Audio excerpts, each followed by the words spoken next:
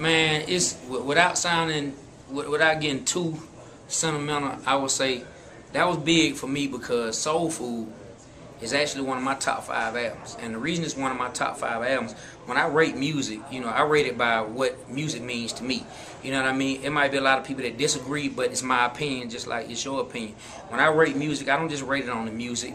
I rate it the way the whole music came together, the whole feel of the CD, the concept of the CD, what it meant to that particular time frame that it came out.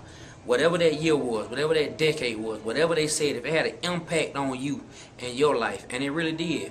First time I heard the Soul Food album, man, it had a real impact on me and just making me want to get up and just do some different things. You know what I'm saying? I was young and kind of a knucklehead, and it made me want to be a little bit more than just a fucking knucklehead. You know what I mean? And then to see some cats that were from the same city I was from, riding through the same streets I'm riding through, doing something like that, it was inspiration.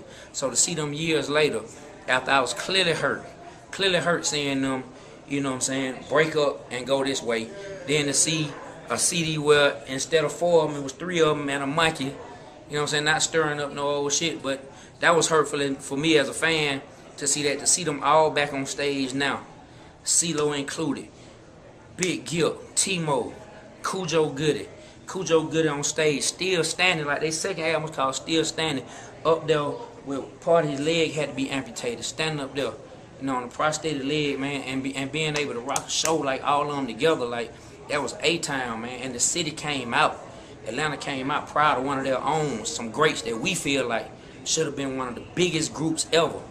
And so, man, it took me back a little bit. Plus, like I was telling you earlier, I don't really see a lot of acts that I'm able to be a fan of and want to go stand up for 3 hours and watch them in concert. It's not a lot of acts like that. You know what I'm saying? And a lot of you people out there in the internet world, you know I'm telling the truth. You'll download music forever, but you won't go stand at their show. Not unless somebody give you a ticket for free. You know what I mean? But this is a show that I was more than proud to go to and stand up. And it rained. And to still see Atlanta, a full crowd, stand outside in the rain. Because the show was outside. Stand outside in the rain and rock the whole show. That was big. You know what I mean? A lot of people say this, and that. Atlanta music is this, Atlanta music then fuck shit up, all they do is bounce, all they do is blah, blah, blah.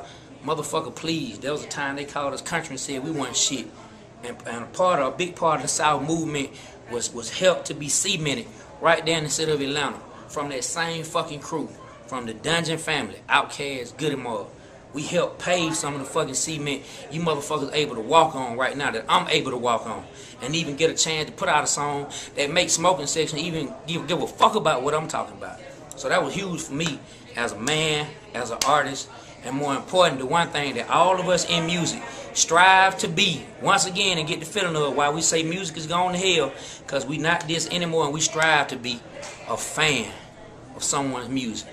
As a fan, that was huge for me.